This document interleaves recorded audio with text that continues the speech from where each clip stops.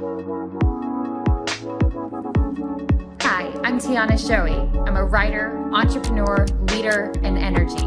This is my podcast, Ain't Quite Right. Join me as we laugh, learn, and live big.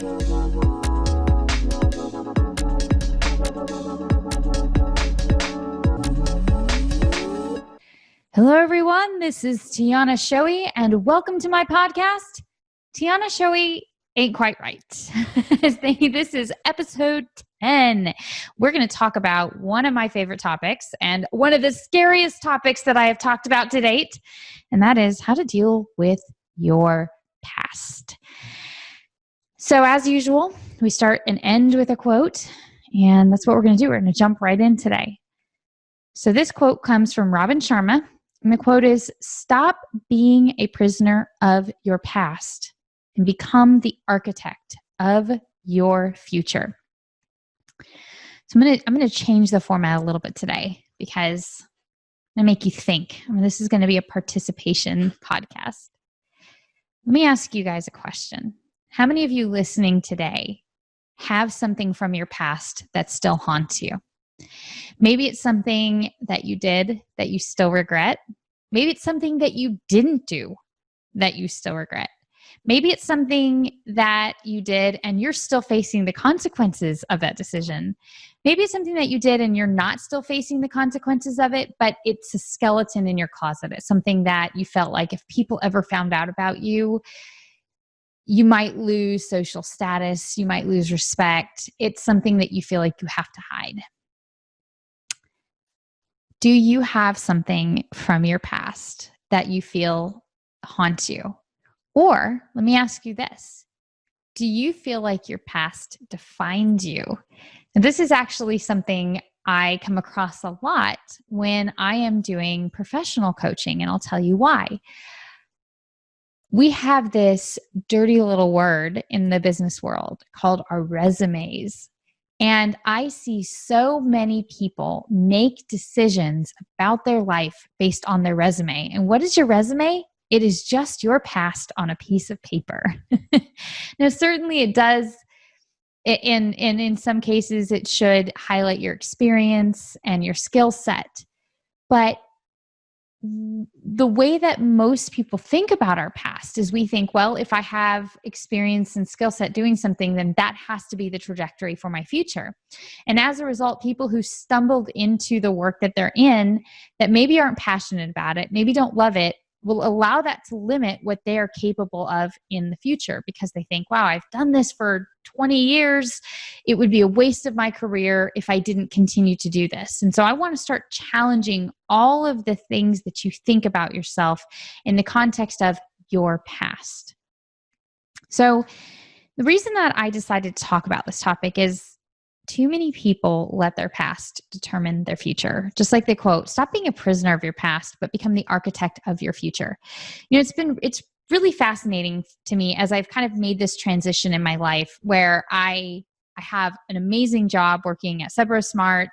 I've got my podcast, a blog, I'm writing a book, I do coaching on the side. And when somebody asks me, well, what do you do for a living? And I struggle answering that question because I do life for a living. That's what I do for a living. I live. But when I explain to people that I do so many different things, and I also own a bike shop, it's so confusing to people because we've become trained over the past, I would say 100 years to think very narrowly in scope as far as who we are and what we do. But one of the things that I am is I'm a big history buff. I absolutely love learning about the past. And I have a book next to my bed and I read a little bit a couple times a week about former US presidents. And one of the things that's been really striking to me, especially when I read about John Adams and Thomas Jefferson and James Monroe, is that our former presidents, like people used to be so much more diverse. Thomas Jefferson was an inventor. I mean, look at Benjamin Franklin. He was an ambassador, a writer, an inventor.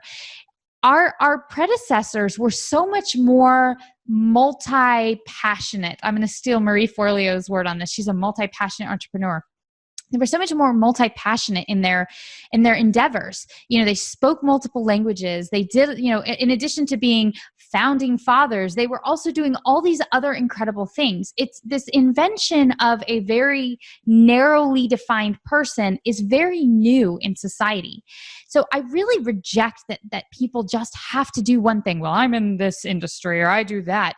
Really reject that idea. I think it's a relatively new idea, and we're comfortable with it, so we've kind of embraced it, but it's really not a good representation of how our human species has existed over a long period of time. Humans were much more multi-passionate in the past than we are today, and I would like to see that brought back into focus. Now, the saying "jack of all trades but master of none" has been often criticized, but one of the books that really helped influence my thinking on this was the book Rich Dad, Poor Dad.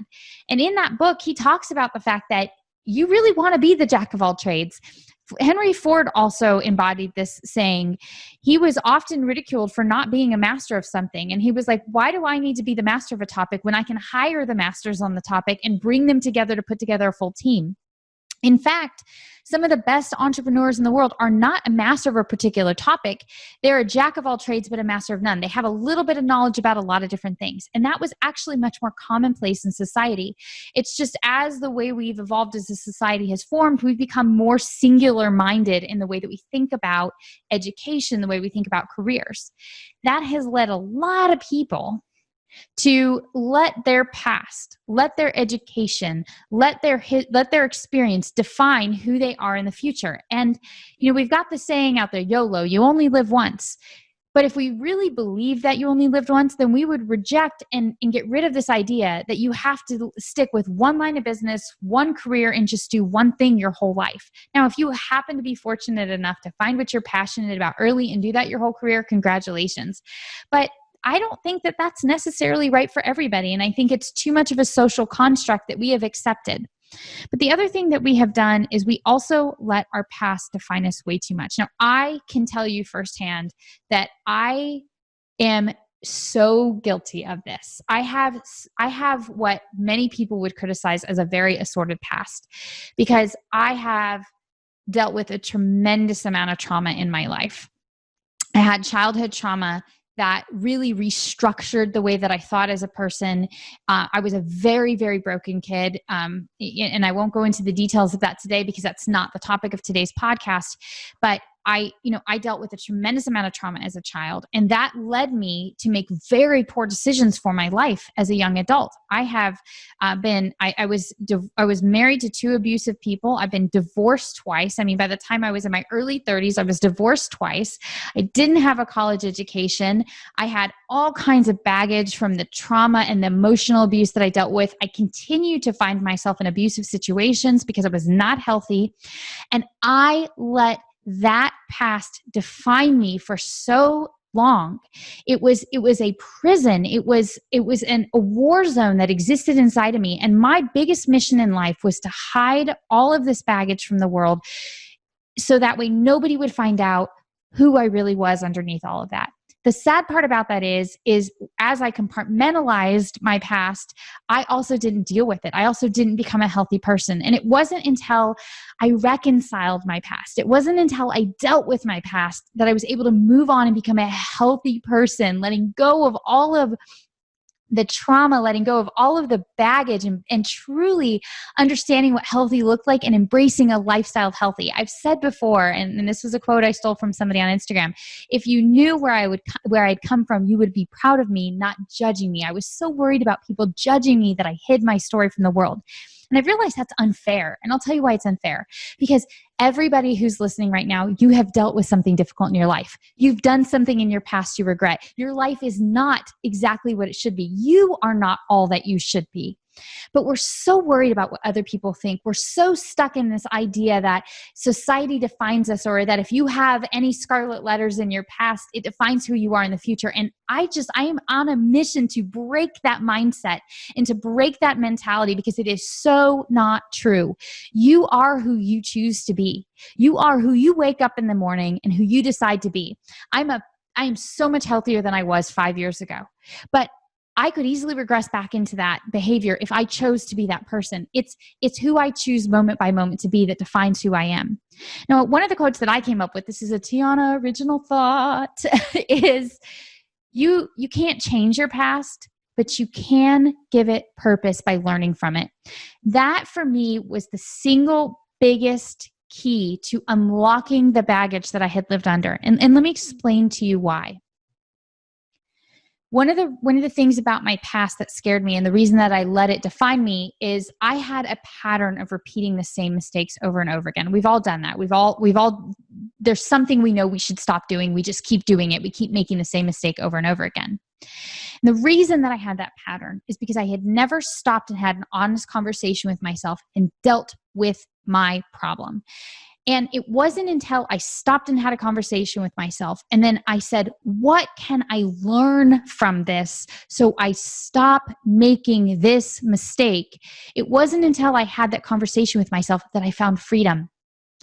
And so the reason that quote was so profound to me, that you can't change your past, but you can give it purpose by learning from it, is because one of the ways that you can stop self-destructive behavior in your life, one of the ways that you can stop letting your past define your future, is to take a minute and ask yourself what you need to learn to stop the behavior. For me, because I was a very codependent person, I was very sick from my abusive and traumatic past, I kept repeating the mistakes of my past by ending up in relationships with people. And by the way, relationship, not just romantic, and in every capacity in my life. I attracted, you attract what you are. I attracted unhealthy people in my life because I was an unhealthy person. I continued to repeat this behavior in my life because I had never learned from it. I had never sat down and dealt with the skeletons in my closet. So how you deal with your past is to first sit down and have a come to Jesus moment with yourself and say, what in my past continues to haunt me today? So I'm going to ask you that. What in your past haunts you today? Are they mistakes that you made? Are they things you wish you hadn't done, or things you wish you had done?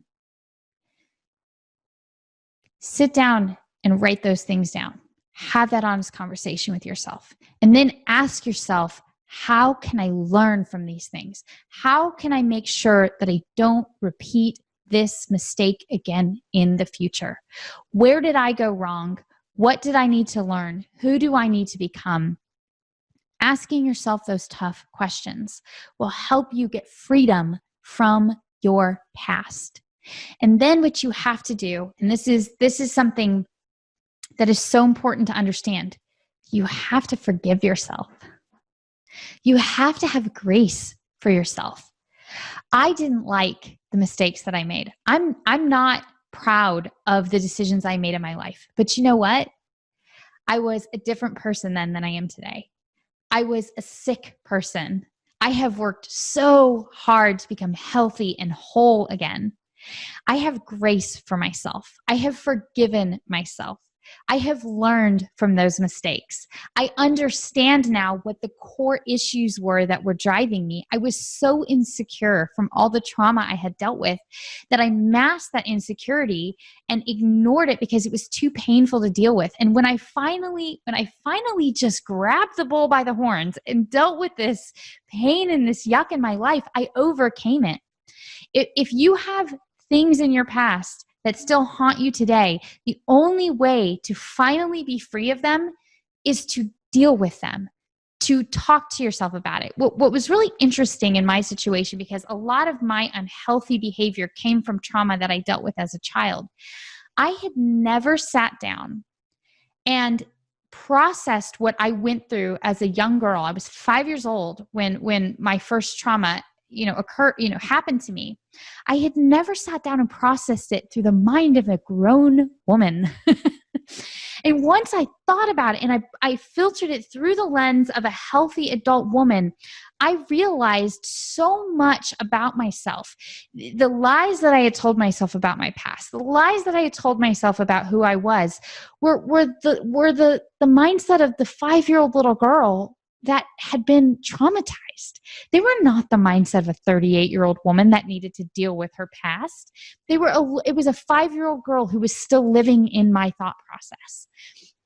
And when the adult version of me processed that trauma, I all of a sudden had so much clarity, and I was like, why have I let this define me? I didn't choose this. These were things that happened to me. I didn't ask for this. So why have I let this define me for so long? And it took courage. It took courage to have that conversation with myself. So I want to encourage you to have a conversation with yourself about your past, to deal with it, to forgive yourself for the mistakes that you've made. Learn from them and stop making the same mistakes. Dave Ramsey says this all the time.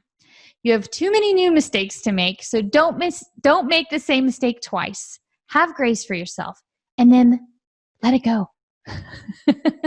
Your past does not define you. It does not define your past mistakes. Do not define you. The things that you wish you shoulda, coulda, woulda do not define you. Your resume and your past experience does not define you. If you are not doing something you love, but you are afraid to try something new because it's different or it scares you or you're going to have to learn something new, let go of that. Don't let your fear hold you back from embracing the life that you can attain and achieve. I let my past hold me back for so many years. I let it dictate my future for way too long. No more. I'm done. And I invite you to join me and say, I'm done letting my past define me. I'm done letting my shoulda, coulda, wouldas. I'm done letting my regrets lead me into the future. Let them go. Have grace for yourself. So let's just summarize, because I said a lot of stuff in this. So let me just summarize with you quickly. Don't let your past determine your future.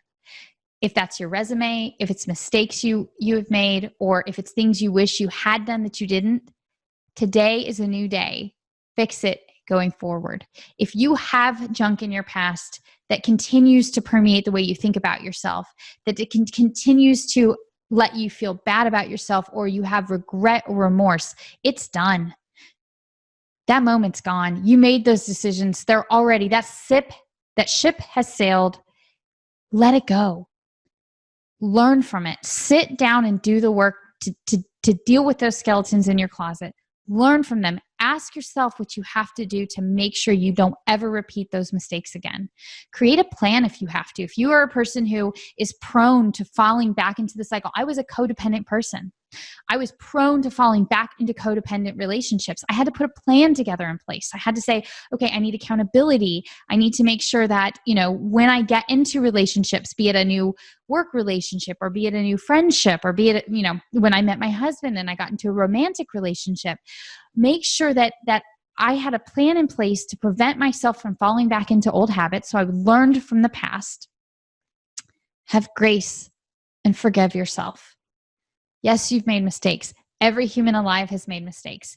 Every human alive has made mistakes. Nobody is perfect. And anybody who tells you that they don't, listen, I am way more skeptical of somebody who tells you that they haven't made mistakes than I am of somebody who has. Because you know what? If you've made mistakes, you ideally have learned from those mistakes. If you have lived the perfect life, you likely don't have any real life experience and don't have any real wisdom because you haven't made enough mistakes to gain the scars. I love the saying, I love the biblical proverb that, gray hair is a crown of wisdom. Wisdom you can come by honestly, and honestly sometimes means in the form of making mistakes. So I am way more skeptical of somebody who can't tell you and admit they've made mistakes in their past, because it's likely that they're covering up and they're not dealing with their past, than I am of people who can be honest with you about the mistakes that they've made in their past. Doesn't mean you need to share all of your mistakes with everybody. I'm not going to share all of my mistakes with you. It's my junk. You don't want it. I'm not going to share it with you, but I don't mind sharing with you some of the mistakes that I made and some of the things that I've learned. Doesn't mean you need to tell everybody, but you can forgive yourself for it. You can move on. Stop making the same mistakes and stop letting your past define you.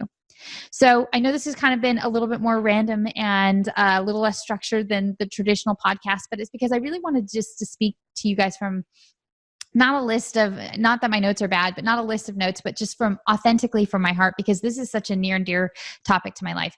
I held myself back professionally. I held myself back personally. I held myself back emotionally. I held myself back spiritually because I believe that my past defined me, and it doesn't. And if there are people in your life who judge you because of your past, go back and listen to the prior episode. and demote them or terminate them. Okay, let them go. I had a lot of people who judged me for my past, a lot of people. And you know what? Good riddance. Seriously, good riddance. I don't need you in my life. If you judge me for my past, good riddance. And you should feel the same way, right? Give yourself grace, forgive yourself. So our opening quote was, stop being a prisoner of your past, become the architect of your future. You cannot truly begin to create your life if you're letting your past hold you prisoner. So stop being a prisoner of your past and become an architect of your future. Thank you so much for tuning into this podcast. This has been episode 10, How to Deal with Your Past. Again, if you like this content, please invite your friends and family to join us on this journey as we learn, laugh, and live big, because that's what I want for you guys. I want you guys to learn, laugh, and live big. Life is so big and it's so great and it's such a wonderful adventure. You just have to go into embracing it with both arms. Regular episodes are released on the second and fourth Monday of every month. I'm going to be dropping Blitz episodes in between. You can find more content on my website at tianashoei.com. If you like this content, please be sure to like and subscribe. Please leave me a review. Those make a big difference in helping other people find this podcast. Thank you so much for tuning in today. And as always, this has been Tiana Shoei. Ain't quite right. Thank you. Thank you for tuning in. For additional content, including my blog and social media, see my website, tianashoei.com. I would greatly appreciate it if you could subscribe, leave a review, and be sure to tell your friends and family, anyone else that you think might enjoy joining us on this journey. Until next time.